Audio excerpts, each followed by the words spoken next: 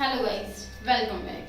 आज मैं लेके आई हूँ आपके सामने part 2 of basic accounting terms of class 11th। Class 11th का कल हमने फर्स्ट पार्ट किया था बेसिक अकाउंटिंग टर्म्स का, जिसको आपने होपफुली अच्छे से पढ़ा होगा, अच्छे से समझा होगा। इन केस अगर कोई डाउट है आप मुझसे पूछ सकते हैं। उससे आगे हम आज कंटिन्यू कर रहे हैं जहाँ हमने लेफ्ट किया था। हमने 20 डेफिनेशंस हम पढ़ चुके थे, जो अकाउंटिंग टर्म्स से हमारी हम 20 कर चुके थे कल की क्लास में। आज हम उससे आगे कर रहे हैं। मोस्टली आज ये चैप्टर फिनिश हो जाएगा। आपकी जो बेसिक अकाउंटिंग टर्म्स है वो आज सारी क्लियर हो जाएंगी। चलिए हम आगे बढ़ते हैं। नेक्स्ट हम आती है हमारे डिस्काउंट। डिस्काउंट जिसको किसको बोलते हैं, रिबेट को भी डिस्काउंट बोलते हैं। हम मार्केट जाते हैं, आपने देखा होगा तो मोस्टली कहीं पर आपने देखा है, अगर मॉल्स वगैरह में जाते हैं तो 20% ऑफ, 10% ऑफ, 30% ऑफ लिखा होता है।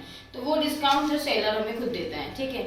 लेकिन बहुत से लोग मजबूर होते हैं आदत से, पेमेंट करते टाइम भी कहते हैं नहीं हमारे 100 रुपीज़ कम कर लीजिए, 50 रुपीज़ कम कर लीजिए। तो वो डिस्काउंट होता है जो सेलर देता है बायर को, क्योंकि हम ही खरीदने जा रहे हैं। अब सपोज कीजिए मेरा बिजनेस है, मैं कुछ सेल कर रही हूँ, आप मेरे पास आए हो, आप डिस्काउंट मांग रहे हो, तो मैं आपको डिस्काउंट दूंगी, ठीक है। तो सेलर हमेशा बायर को देता है डिस्काउंट। तो यहाँ पर क्या होता है, इट इज अ रिडक्शन और अलाउंस और concession given by seller to the buyer. Seller हमेशा बायर को देगा, क्योंकि बायर पेमेंट कर रहा है तो बायर चाहेगा कि मुझे कम पेमेंट करनी पड़ेगी। कोई 100 की चीज़ है तो मैं 90 या 95 पे करूँ, मुझे 5 या 10 रुपये बच जाए, तो वो हमारा डिस्काउंट कहलाता है। डिस्काउंट 2 टाइप्स का होता है। अभी तक आपको पता नहीं था डिस्काउंट कितने तरह का होता है। हमें ये पता होता है डिस्काउंट लिया हमने तो पैसे कम करा लिए, लेकिन डिस्काउंट 2 टाइप्स का होता है। First is trade discount, second is cash discount. अब ट्रेड डिस्काउंट और कैश डिस्काउंट होता क्या है? ट्रेड डिस्काउंट वो होता है जो सेलर हमें देता है। हमने मांगा नहीं था डिस्काउंट, क्योंकि वहां पर पहले से लिखा होता 10% ऑफ, 20% ऑफ। वो सेलर ने खुद अपनी तरफ से दिया था, जिससे कि उस प्राइस की, यानी कि जो वो था हमारा सामान था, उसके प्राइस ऑटोमेटिकली रिड्यूस हो गए थे। अगर आप कोई चीज 1000 की परचेज करते हैं, उसमें 20% लेस करके वो सेल करते हैं, तो वो ऑटोमेटिकली 800 की हो जाती है। आपने तो उसमें कुछ बार्गेनिंग की नहीं थी। तो वो डिस्काउंट जो सेलर ने आपको दिया था, that is trade discount. Clear? It means a reduction in price, जिसने उस प्रोडक्ट की अमाउंट को रिड्यूस कर दिया, प्रोडक्ट के प्राइस को रिड्यूस कर दिया था, वो था हमारा trade discount. Cash discount, cash discount क्या होता है? बहुत से लोग नहीं बार्गेनिंग करनी है हमें, तो बार्गेनिंग करने के लिए वो क्या करेंगे, अब 800 के हैं वो देंगे 700 या 750 पेमेंट करते time, eight the time of payment जो वो डिस्काउंट लेते हैं, वो होता है cash discount. It means a reduction in payment, ये हमारी पेमेंट को रिड्यूस करता है और ये हमारे प्राइस को रिड्यूस करता है। क्लियर? नेक्स्ट पॉइंट इसका, it is allowed at the time of sale of goods. जब वो सेल कर रहे थे वो ऑटोमेटिकली तभी रिड्यूस हुआ था, सेल करते टाइम में। और ये कब रिड्यूस हुआ था? पेमेंट करते टाइम, क्योंकि पेमेंट करेंगे। अब सपोज करो आपको नई चीज पसंद आई, आप पेमेंट ही नहीं कर रहे हो, तो कैश डिस्काउंट तो लेना बनता ही नहीं है। तो ये होता है it is allowed at the time of payment, जब आप पेमेंट करते हैं ये तब आपका रिड्यूस होता है। नहीं, इसमें आते हैं trade discount. It is never recorded in the books of account. ये कभी भी बुक्स ऑफ अकाउंट से रिकॉर्ड नहीं होता। क्यों नहीं होता? क्योंकि सेलर ने खुद दिया था, और जब भी हम बताएंगे किसी को तो हम यही तो बताएंगे कि वो 20% ऑफ चल रहा था, हम वहाँ पर इसलिए लेने गए थे, 20% ऑफ लेनी थी। It is never recorded in the books of account. वो ऑटोमेटिकली लेस करने के बाद ही रिकॉर्ड होता है, तो ये हम कभी रिकॉर्ड नहीं करते। It is recorded in the books of account. ये पेमेंट को रिड्यूस कर रहा था, जो हमने 50-100 रुपये का डिस्काउंट दिया था, तो ये आप रिकॉर्ड करते हो बुक्स ऑफ अकाउंट्स में। तो आई होप आपको डिस्काउंट जो अच्छे से क्लियर होगा। डिस्काउंट जो है सेलर देता है बायर को, 2 टाइप्स का होता है, trade discount and cash discount. Trade discount price को रिड्यूस करता है और कैश डिस्काउंट पेमेंट को रिड्यूस करता है। ये बुक्स ऑफ अकाउंट में रिकॉर्ड नहीं होता, ये बुक्स ऑफ अकाउंट में रिकॉर्ड होता है। क्लियर? आगे बढ़ते हैं। एक्सपेंडिचर, कल हमने प्रीवियस क्लास में जो पार्ट 1 में पढ़ा था वो एक्सपेंसेस पढ़ा था। आज हम पढ़ रहे हैं एक्सपेंडिचर्स क्या होते हैं। एक्सपेंसेस क्या होते हैं? छोटे छोटे, जैसे सैलरी पे कर रहे हो आप, रेंट पे कर रहे हो, इलेक्ट्रिसिटी बिल पे कर रहे हो, अपने बिजनेस को ग्रो अप करने के लिए, उसको चलाने के लिए, उसकी सेल्स बढ़ाने के लिए। लेकिन एक्सपेंडिचर्स क्या होता है? एक्सपेंडिचर्स होते हैं ग्रुप ऑफ एक्सपेंसेस। अब मैं अगर आपको कहती हूँ आपने रेंट पे किया है किसी भी अपने बिजनेस का या गोडाउन का, वो भी आपके लिए एक्सपेंस है। लेकिन बिजनेस के लिए आपने उसी बिजनेस को चलाने के लिए एक मशीनरी खरीदी है, तो वो भी आपके लिए एक्सपेंस है। Both are expenses. लेकिन ये एक्सपेंसेस कैटेगराइज हुए हैं 3 कैटेगरी में, ठीक है। मतलब इनको हमने ग्रुप में डिवाइड कर दिया। अगर आप रेंट पे कर रहे हो, सैलरी पे कर रहे हो, इलेक्ट्रिसिटी बिल पे कर रहे हो, ये अलग तरह के एक्सपेंडिचर्स होते हैं, आपके एक्सपेंसेस होते हैं। और अगर आप सेल्स मतलब गुड्स बढ़ा रहे हो, एसेट बढ़ा रहे हो, अपनी परचेज कर रहे हो, मशीनरी, प्लांट, बिल्डिंग, जिससे आपके बिजनेस की एसेट्स बढ़ रही हैं, तो ये अलग तरह के एक्सपेंडिचर्स होते हैं। क्लियर? तो आज हम एक्सपेंडिचर्स बढ़ रहे हैं, ये अलग अलग तरह के जो एक्सपेंसेस करते हैं आप, तो उससे में वो कहाँ कैटेगराइज होते हैं। It is the amount spend और लायबिलिटी इनकर्ड और एक्वायरिंग एसेट्स, गुड्स और सर्विसेज। आपकी एसेट्स को एक्वायर करने के लिए आप कुछ खर्चे करते हैं, कुछ अमाउंट स्पेंड करते हैं, ठीक है, तो वो किस लिए? अपने गुड्स और सर्विसेज को सेल करने के लिए, ऑब्वियसली बात है। तो उनको हम एक्सपेंडिचर बोलते हैं, खर्चे ही होते हैं वो। जैसे एक्सपेंसेस कर रहे थे आप, अब वो एक्सपेंसेस जो थे वो अलग अलग लिखते थे आप, लेकिन यहाँ पर हम उनको कैटेगराइज में डालेंगे। किस कैटेगरी में डालेंगे? It is categorize into 3 parts. ये 3 पार्ट्स में आपने डिवाइड किया है। First is capital expenditure. Capital expenditure वो होता है जिससे हमारे बिजनेस की अर्निंग कैपेसिटी इंक्रीज होती है। यानी कि अगर मैं अपने इसके लिए, कोचिंग के लिए प्रोजेक्टर लगाती हैं, प्रोजेक्टर से क्या होगा? हमारी ऑब्वियसली बात है हमारी एसेट भी इंक्रीज होगी, ठीक है। एक एसी लगाते हैं हम, ठीक है, बहुत अच्छा फर्नीचर लगाते हैं, तो उससे हमारी क्या होगी? एसेट इंक्रीज होगी, और उससे हमारे बच्चे भी, बहुत सारे स्टूडेंट्स आएंगे, ठीक है, हमारे स्टूडेंट्स की स्ट्रेंथ भी इंक्रीज हो जाएगी। तो वो हमारे कैपिटल एक्सपेंडिचर है। क्यों? क्योंकि मैं बाद में फर्नीचर कभी फ्यूचर में रीसेल भी कर सकती हूँ। मेरा ऐसा एक्सपेंडिचर नहीं है कि मेरे पास कोई आइटम नहीं आया है, मेरे पास एसी आया है, प्रोजेक्टर आया है, फर्नीचर आया है, these all are my assets, ठीक है, माई प्रॉपर्टी। तो यहाँ पर हम क्या करेंगे? उनको हम कैपिटल एक्सपेंडिचर में ट्रांसफर करेंगे, because these are my assets, और ये सब जो है मेरी बिजनेस की अर्निंग इनकम को बढ़ाते हैं, ठीक है, इंक्रीज करते हैं। It is an expenditure incurred to acquire assets. Assets acquire करने के लिए, नोट कीजिएगा, एसेट्स एक्वायर करने के लिए, और इम्प्रूविंग द एग्जिस्टिंग एसेट। अब सपोज कीजिए मेरे एसी में कोई खराबी आ गई, पहले से लगा हुआ था मेरा एसी, तो उस एसी में कोई खराबी है, उसको हमने ठीक कराया, रिपेयर कराया, तो वो भी मेरी क्या है? एसेट ही तो इंक्रीज हो रही है, ठीक है। तो एग्जिस्टिंग एसेट को इम्प्रूव करने के लिए अगर आप कोई रिपेयर वगैरह कराते हैं, मशीनरी रिपेयर कराते हैं, तो वो भी हमारे सब इसमें ही आता है। Which will increase the earning capacity of the business, जो हमारी इनकम को इंक्रीज करता है, बिजनेस की इनकम को। वो हमारे एक्सपेंडिचर कौन से होते हैं? कैपिटल एक्सपेंडिचर होते हैं। क्लियर? जैसे कि एग्जांपल, फर्नीचर परचेज किया आपने, मशीनरी परचेज किया, प्लांट परचेज किया, एक्सेट्रा। जितने भी बिजनेस के लिए एसेट्स परचेज करते हैं, these all are capital expenditure. अच्छे से पढ़िएगा, आगे बिल्कुल इस टॉपिक पर ही, रिवेन्यू एंड कैपिटल एक्सपेंडिचर पर एक चैप्टर आने वाला है आपका, तो वो आपको समझ में आ जाएगा अगर आप यहाँ पर इसको इजीली क्लियर करते हैं।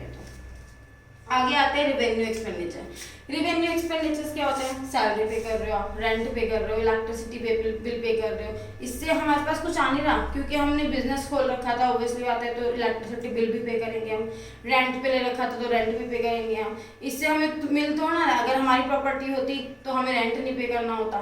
तो ये हमारे रिवेन्यू एक्सपेंडिचर्स होते हैं जिससे हमारे बिजनेस की इनकम कैपेसिटी इंक्रीज नहीं होती है। Clear? Any expenditure the full benefit of which is received, इसमें हम फिर केवल बेनिफिट ले पाते हैं, हमारे पास बेनिफिट होते हैं। Full benefit of which is received during an accounting period, हम अकाउंटिंग पीरियड में उसके बेनिफिट रिसीव करते हैं, जैसे कि रेंट, इलेक्ट्रिसिटी बिल, कुछ भी आप पे कर रहे हो, दीज आर रिवेन्यू एक्सपेंडिचर। इससे हमारी कोई भी अर्निंग कैपेसिटी इंक्रीज नहीं होती है। क्लियर है दोनों पॉइंट्स? कोई डाउट हो आप मुझे कमेंट बॉक्स में लिख कर पूछ सकते हैं। Third part is deferred revenue expenditure. Expenditure का third part deferred revenue expenditure. Deferred means क्या होता है? डेफर्ड मींस होता है डिले। क्या होता है? डिले, ठीक है, देरी से। रिवेन्यू मतलब क्या होता है? हमारी इनकम। अगर आपको पता हो तो रिवेन्यू होती है हम जो इनकम करते हैं, तो ये तो हमारी इनकम हो गई है, ठीक है। और एक्सपेंडिचर आपको पता ही है, खर्चे होते हैं हमारे, ठीक। हमने कुछ ऐसे एक्सपेंस किए जिससे हमारी इनकम क्या हो गई? डिले हो गई। मतलब एक्सपेंस तो आज किए हमने, लेकिन उससे हमारी इनकम क्या हो गई? डिले हो गई। आज नहीं होगी, फ्यूचर में होगी कभी, over a number of periods, कभी भी हो सकती है। तो आप एक दिमाग लगाइए कि ऐसे कौन सी इनकम है। सपोज कीजिए मेरा एक कोचिंग है, इस कोचिंग को मैं इंक्रीज करने के लिए, इसकी कोचिंग की स्ट्रेंथ या इसको गुडविल बढ़ाने के लिए मैं क्या करूंगी? एडवर्टीजमेंट करेंगे हम। एक्सपेंसेस तो आज करेंगे हम, ठीक है, खर्चे आज करेंगे, क्या उसके बेनिफिट आज ही मिलेंगे? नहीं, उसके बेनिफिट तो over the number of years मिलेंगे। जैसे कि अब मैं टीवी में एड्स देती हूँ, न्यूज़पेपर में एडवर्टीजमेंट करते हैं हम, रेडियो वगैरह सब तरीके से हम एडवर्टीजमेंट किया हमने, तो खर्चा तो हमारा आज हुआ है, लेकिन उसके बेनिफिट्स मिलेंगे हमें over the number of years, ठीक है, आगे फ्यूचर तक मिलते रहेंगे। तो ये हमारे डेफर्ड रिवेन्यू एक्सपेंडिचर होते हैं, जिससे हमारी इनकम जो डिले हो गई, फ्यूचर में होगी, नॉट नाउ प्रेजेंट, ठीक है। तो यहाँ पर क्या पढ़ते हैं? There are certain expenditure which are revenue in nature. किस तरह के होते हैं? वो रिवेन्यू नेचर के होते हैं, कैपिटल नेचर के नहीं होते हैं, revenue nature. But the benefit which is likely to be derived over a number of years. Example advertisement, ठीक है। आगे पढ़ते हैं हम income. What is the income? Income आप सभी को पता है, जो भी हम पैसे कमाते हैं वो इनकम होती है, ठीक है। It is a profit. अब इनकम, मैं बिजनेस कर रही थी, मेरे पास ये मार्कर था, मैंने इसको 5 रुपीज का परचेज किया और आगे मैंने सेल कर दिया 10 रुपीज का। तो आप मुझे बताइए इनकम मेरी 10 रुपए की है, मैं 5 रुपए की है, मेरी तो इनकम 5 रुपए की हुई ना, क्योंकि मैं इसको ऑलरेडी परचेज करने में 5 रुपीज स्पेंड कर चुकी थी। तो जो डिफरेंस होता है हमारा इनकम, वो होता है एक्सपेंसेस और रेवेन्यू का डिफरेंस। ठीक है, जितनी आपने सेल करी, सेल हुई थी मेरी 10 रुपीज की, 10 रुपीज की रेवेन्यू थी और 5 रुपीज का मेरा एक्सपेंस है इसको परचेज करने में। तो difference between revenue and expenses is called profit और इनकम बोल सकते हैं। It is a profit earn during an accounting period which is difference between revenue and expenses. इसको हम लिख सकते हैं income is equal to revenue minus expense. Clear है? प्रॉफिट क्या होता है? प्रॉफिट भी इनकम ही होती है, जो हमारा ये डिफरेंस होता है रेवेन्यू एंड इनकम का। इट मींस इनकम, देखिए यहाँ पर हमने इनकम पढ़ा था, यहाँ पर भी हम इनकम पढ़ रहे हैं, यहाँ पर हमने प्रॉफिट पढ़ा था, यहाँ पर भी हम प्रॉफिट पढ़ रहे हैं। तो इनकम लिखा हो, प्रॉफिट लिखा हो, both means are equal. It means income earned by business from its operating activities. Operating activities को करने से जो भी बिजनेस में प्रॉफिट्स होते हैं, वो इनकम होती है, वो हमारे प्रॉफिट्स होते हैं। ऑपरेटिंग एक्टिविटीज क्या होती हैं? मेरा बिजनेस कोचिंग का है, तो ऑब्वियसली अगर मैं कोचिंग ही पढ़ाऊंगी, मैं यहाँ पर फर्नीचर सेल कर लेती हूँ, ये मेरी ऑपरेटिंग एक्टिविटी नहीं है। जिस चीज का बिजनेस करते हो वही आप ट्रांजेक्शन्स करेंगे, वही एक्टिविटीज आप बिजनेस में करेंगे, दीज आर ऑपरेटिंग एक्टिविटीज। और उससे अदर कुछ करते हैं, these are non operating activities, जो आपके बिजनेस से रिलेटेड नहीं है। आगे बढ़ते हैं हम लॉस। लॉस में क्या होता है? प्रॉफिट होता है तो लॉस भी होता है। अब आपने ये 5 रुपीज का परचेज करके 10 रुपीज में सेल किया था, तो आपका प्रॉफिट हो रहा था। लेकिन अगर आप 5 रुपीज का इसको परचेज करके 3 रुपीज का 2 रुपीज का सेल करते हैं, तो आपका क्या हो रहा है? सीधा सीधा लॉस हो रहा है, पता चल रहा है आपको। It is excess of expenses over a period of over its revenue. आपके जो एक्सपेंसेस है, 5 रुपए का एक्सपेंस था मेरा, वो मेरी इनकम से ज्यादा था, क्योंकि मेरी इनकम कितने की थी? 3 रुपए की थी, वो 3 रुपीज में सेल हुआ था। अकाउंट क्या होते हैं? ये अकाउंटेंसी होता है जो हम सब्जेक्ट पढ़ रहे हैं। इट इज अकाउंटेंसी, जो हमें बताता है हाउ टू डील इट। ठीक है, हम कैसे कैसे डील करेंगे किसी भी ट्रांजेक्शन के साथ। अकाउंट क्या होता है? पर्टिकुलर बच्चे अकाउंट्स बोलते हैं। अकाउंट्स होता है जब हम किसी भी ट्रांजेक्शन को पर्टिकुलर एक हेड अकाउंट पर एक ही जगह पर रिकॉर्ड करते हैं, तो वो अकाउंट कहलाता है। जैसे मेरे पास कैश की ट्रांजेक्शन होती है, मोस्टली कैश की ट्रांजेक्शन होती है, तो उसको हम क्या करेंगे? हम रिकॉर्ड करेंगे कैश के अकाउंट में। ठीक है, सेल की ट्रांजैक्शन होती है तो सेल अकाउंट में। जैसे कि मेरा अकाउंट होगा बैंक में, तो पर्टिकुलर मेरे नाम से अकाउंट होगा। तो अकाउंट क्या होते हैं? पर्टिकुलर किसी भी चीज का एक हेड होना। ठीक है, वो अकाउंट होता है। It is a record of transaction whether it is cash और क्रेडिट। ठीक है, it is a record of transaction cash और credit under a particular head of account. किसी भी एक हेड में आप रिकॉर्ड कर रहे हैं सारे ट्रांजेक्शन, तो वो हमारे क्या होता है? अकाउंट्स कहलाते हैं। आगे आते हैं रिसिप्ट। लास्ट नहीं है, इसके बाद 2 डेफिनेशन बचेंगी आपकी, विच इज मोस्ट इम्पोर्टेंट। ठीक है, that is assets and liabilities. वो हमारा लास्ट टॉपिक होगा, asset and liabilities for this chapter. अभी हम यहाँ पर रिसिप्ट करते हैं। रिसिप्ट क्या होते हैं? जैसे हमारे एक्सपेंडिचर से, एक्सपेंसेस से, तो हमने उनको कैटेगराइज किया था एक्सपेंडिचर में। ऐसे ही हमारी जो इनकम रेवेन्यू होती है, जो भी हम रिसीव करते हैं, उनको हमने रिसिप्ट में कैटेगराइज किया है। रिसिप्ट जो हम रिसीव करेंगे, it is the amount received और रिसीवेबल, जो आप रिसीव कर चुके हैं या फिर जो आप रिसीव करेंगे। रिसीवेबल मीन्स होता है जो आप करने वाले हैं रिसीव्ड। ठीक है, फॉर सेलिंग एसेट्स, किस चीज को सेल करके? एसेट्स को सेल करके, गुड्स और सर्विसेज को सेल करके। सर्विस रेंडर होती है, सर्विस क्योंकि आप देते हैं, डॉक्टर सर्विस देता है, टीचर सर्विस देता है, गुड सेल होते हैं। ठीक है, तो ये रिसिप्ट्स होती हैं। इनको सेल करके जो भी आपको पैसे मिलते हैं, these are receipts. It is classified into 2 parts. Expenditure 3 parts में कैटेगराइज हुए थे, ये 2 पार्ट्स में कैटेगराइज हुए हैं। Categorize into 2 parts, capital receipt and revenue receipts. जैसे कैपिटल एक्सपेंडिचर थे, किसी भी एसेट को परचेज किया था आपने, दिस इज कैपिटल एक्सपेंडिचर। यहाँ पर अगर हम किसी एसेट्स को सेल करते हैं, फर्नीचर को, प्लांट को, मशीनरी को, तो उसको सेल करने से जो भी हमारे पैसे आते हैं, वो हमारे कैपिटल रिसिप्ट्स हो जाते हैं। It is the amount received और receivable against transaction which are not revenue in nature, जो रेवेन्यू नेचर में नहीं होती है। ठीक है, रेवेन्यू नेचर की नहीं है, जैसे कि sale of machinery, sale of furniture, sale of building etcetera. आगे आता है revenue receipt. It is the amount received और receivable against sale of goods and rendering of services. Goods को सेल करने से या सर्विस को रेंडर करने से जो भी आपके पास अमाउंट आती है, this is revenue receipt. And plant, machinery, building, किसी भी एसेट को सेल करके जो भी अमाउंट आपके पास अमाउंट आती है, विच इज कैपिटल रिसिप्ट। ठीक है, तो यहाँ पर हमारे रिसिप्ट क्लियर हैं, किस तरह की होती है, एक्सपेंडिचर्स क्लियर हैं, डिस्काउंट क्लियर है। कोई भी चीज में डाउट है, आपको किसी भी टर्म्स में डाउट है, आप मुझे कमेंट बॉक्स में पूछ सकते हैं जल्दी से। ठीक है, आगे हम पढ़ते हैं लास्ट दो टॉपिक्स हमारे assets and liabilities. Assets, assets क्या होती हैं? एसेट्स हमारी प्रॉपर्टी होती हैं जिन पर हमारा राइट होता है। ठीक है, जो हमें फ्यूचर में बेनिफिट दे सकती हैं। तो हम पढ़ते हैं assets. It means every type of property, हर एक टाइप की प्रॉपर्टी जिस पर हमारा राइट है। मेरा फोन, मेरी गाड़ी, मेरा घर, मेरा फर्नीचर, these all are my assets. Property own किसकी होनी चाहिए? ऑन बाय एन इंडिविजुअल, जो बिजनेस कर रहा है उसकी या फिर बिजनेस की, इंडिविजुअल और business which can be measured in terms of money, जिसको आप मनी में मेजर कर सकते हो। ठीक है, वो हमारी एसेट्स होती हैं। क्लियर? एसेट्स, एसेट्स को कैटेगराइज किया गया 3 पार्ट्स में, non current assets, current assets. Main तो यही है, थर्ड होती है हमारी fictitious assets. Non current assets कौन सी होती है? नॉन करंट एसेट्स हम फिक्स्ड एसेट्स बोलते हैं नॉन करंट एसेट्स को। ठीक है, ये हमारी वो होती हैं जो मोर देन 1 ईयर चलती हैं। ठीक है, मोर देन 1 ईयर। ये not for resale purpose, not for resale purpose, ये रीसेल पर्पस के लिए नहीं होती हैं,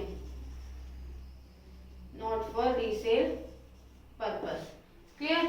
यहाँ पर जैसे मशीनरी है, बिल्डिंग है, प्लांट है, ये सब बिजनेस में परचेज किए जाते हैं बिजनेस के एसेट्स को ग्रो करने के लिए, बिजनेस को ग्रो करने के लिए, रीसेल पर्पस के लिए नहीं होते। अब वो 10 ईयर्स बाद, 20 ईयर्स बाद जब भी वो चीजें खराब होती है, रिपेयर होती है, या उनको तब आप सेल कर सकते हो। तो ये हमारी होती है मोर देन 1 ईयर के लिए नॉन करंट एसेट्स होती है, जैसे कि फर्नीचर है, प्लांट है, बिल्डिंग है। ठीक है, ये सब चीजें होती हैं मोर देन 1 ईयर, जो 1 साल से ज्यादा चलती हैं। इसको भी 2 टाइप्स में कैटेगराइज किया गया है, tangible assets and intangible assets. Tangible assets कौन सी होती हैं? जिनको हम देख सकते हैं, छू सकते हैं। मेरे पास फर्नीचर है, उसको मैं देख सकती हूँ, छू भी सकती हूँ। मोबाइल है, गाड़ी है, ये सब चीजें। ठीक है, which can be seen and touch it, जिसको हम देख सकते हैं और छू सकते हैं। Clear? Example plant, machinery, computer, car etcetera, जो भी हमारी एसेट जिसको हम देख सकते हैं, छू सकते हैं, वो सब हमारी टेंजिबल एसेट्स होती हैं, जो किसके अंदर आती हैं? नॉन करंट एसेट्स के अंदर। नॉन करंट एसेट्स को 2 टाइप्स में कैटेगराइज किया गया है, टेंजिबल और इनटेंजिबल। इनटेंजिबल एसेट्स कौन सी होती है? जिसको बस हम फील कर सकते हैं। ठीक है, उसकी कोई फिजिकल एग्जिस्टेंस नहीं होती उसको। ठीक है, उसको ना ही हम देख सकते हैं, ना ही छू सकते हैं। Which can not be seen and touch, ना ही हम उसको देख सकते हैं, ना ही हम उसको छू सकते हैं। जैसे एग्जांपल गुडविल, गुडविल हमने कल प्रीवियस क्लास में पढ़ा था हमने, रेपुटेशन बिजनेस की होती है। हम उसको फील ही तो कर सकते हैं, वो हमें पता है बाटा का शोरूम में बहुत अच्छे से चल रहा है, तो उसकी वो रेपुटेशन है जिसको हम फील कर सकते हैं। कंप्यूटर सॉफ्टवेयर, अगर आप टच करना चाहेंगे तो कंप्यूटर की स्क्रीन को टच कर पाएंगे, कंप्यूटर के सॉफ्टवेयर को टच नहीं कर पाएंगे। तो ये हमारी इंटेंजिबल एसेट्स होती हैं। आगे आते हैं करंट एसेट्स। करंट एसेट्स हमारी क्या होती हैं? करंट एसेट्स वो होती हैं which are converted into cash within a 1 year, जो 1 साल के अंदर कैश में कन्वर्ट हो जाती हैं, वो हमारी करंट एसेट्स होती हैं। ठीक है, जैसे कि कैश तो कैश में ही कन्वर्ट रहता है। बैंक से आप कभी भी पैसे लेकर आ सकते हो। डेटर्स कौन होते हैं? कल हमने पढ़ा था, जो हमें पेमेंट देंगे। ठीक है, तो ऑब्वियसली आता है, हम किसी को उधार सेल करते हैं 2 महीने 3 महीने के लिए ज्यादा, तो वो 3 महीने में कैश दे देंगे हमें। These all are my current assets. ठीक है, फिक्टिशियस एसेट, फिक्टिशियस एसेट नाम मात्र के लिए होती हैं, नॉमिनल एसेट्स भी बोलते हैं जिसको हम। ठीक, ये क्या होती हैं? It can not be realize in cash, ये कैश में रियलाइज नहीं होती। जैसे कि ये वाली भी सेल हो जाती है फ्यूचर में, ये वाली तो कैश में कन्वर्ट होती है विद इन 1 ईयर, तो ये वाली हमारी कैश में रियलाइज नहीं हो सकती। जैसे कि हमने एग्जांपल पढ़ा था एडवर्टीजमेंट, डेफर्ड रेवेन्यू एक्सपेंडिचर, जो फ्यूचर में हमें बेनिफिट देगा, तो वो हमारे एसेट्स ही होती हैं, वो आते हैं हमारे फिक्टिशियस एसेट्स के अंदर। इनको हम बुक्स ऑफ अकाउंट से जो बैलेंस शीट में रिकॉर्ड नहीं करते, इसको हम फुटनोट में शो करते हैं। ठीक है, जो हमारी फिक्टिशियस एसेट्स होती हैं, ये हमारी एसेट्स थी। एसेट्स 3 टाइप्स की है, नॉन करंट, करंट और fictitious assets. Non current assets को 2 पार्ट्स में क्लासिफाई किया गया है, टेंजिबल और इनटेंजिबल। करंट एसेट जो विद इन 1 ईयर कैश में कन्वर्ट हो जाती हैं। आगे बढ़ते हैं हम लायबिलिटी। लायबिलिटीज क्या होती है? लायबिलिटी रिस्पॉन्सिबिलिटी होती है। अगर आपने किसी से पैसे उधार लिए हैं तो आपकी रिस्पॉन्सिबिलिटी बनती है कि आप उसकी पेमेंट कर दें। ठीक है, it means an amount which is payable to others, जो आप किसी और को पे करेंगे। यानी कि बिजनेस की बात हो रही है यहाँ पे, बिजनेस ने अगर किसी से उधार लिया है, बिजनेसमैन ने उधार लिया है, तो उसकी रिस्पॉन्सिबिलिटी कि वो दूसरे को पे कर दे, सामने वाले को जिससे उसने उधार लिया है, तो रिस्पॉन्सिबिलिटी है। लायबिलिटी को 2 पार्ट्स में डिवाइड किया गया है, non current liabilities and current liabilities. Non current liabilities कौन सी होते हैं? विच is payable more than 1 year, जिसको हम 1 साल से ज्यादा के बाद पे कर सकते हैं, मोर देन 1 ईयर। ठीक है, जैसे कि बड़े बड़े लोन होते हैं, home loan, car loan, education loan, अभी इनको आप विद इन 1 ईयर तो पे नहीं कर सकते, पॉसिबल नहीं है। विद इन 1 ईयर पे करना होता तो हम चीज़ें कैश में ही परचेज कर लेते जो हमें लेनी होती है, फिर हम लोन क्यों लेते, फिर हम उधार क्यों लेते किसी से पैसे। तो इसलिए ये हमारे बड़े लोन होते हैं, तो ये मोर देन 1 ईयर के लिए होते हैं। इलाबिलिटी 1 साल के अंदर पे नहीं करनी होती, ये 1 साल से ज़्यादा के लिए होती है, तो होती है non current liabilities. Current liabilities which is payable with in 1 year, आपको 1 साल के अंदर पे करना है। आपने किसी से उधार सामान खरीद लिया तो ऑब्वियसली बात है 2 महीने, 1 महीने, 3 महीने में ज़्यादा पे कर दोगे आप। तो ऐसे ही आपकी लायबिलिटीज होती हैं जो 1 साल के अंदर आपको पे करनी होती हैं। जैसे कि example creditors, bank overdraft, bills payable etcetera. Bank overdraft क्या होते हैं, जब हम बैंक से कुछ ज़्यादा मनी उधार ले लेते हैं, ठीक है, बोरो कर लेते हैं, निकाल लेते हैं, तो वो हमारी रिस्पॉन्सिबिलिटी होती है कि हमें बैंक को जल्दी से जल्दी रिपे करना है। तो ये हमारी लायबिलिटीज होती हैं। आई होप सभी को ये सारे टॉपिक्स क्लियर हो गए होंगे। अगर कोई डाउट है तो आप मुझसे पूछ सकते हैं कमेंट बॉक्स में डाउट सेशन के लिए, ठीक है। कमेंट बॉक्स में मैसेज कीजिए और मुझे बता दीजिए जो भी आपके डाउट्स हैं। किसी भी डेफिनेशन में कोई भी क्लियर नहीं हुआ हो तो आप पूछ सकते हैं। ऐसे ही मेरी वीडियोस देखते रहिए, लाइक कीजिए, शेयर कीजिए और सब्सक्राइब कीजिए मेरे चैनल को। Thank you so much.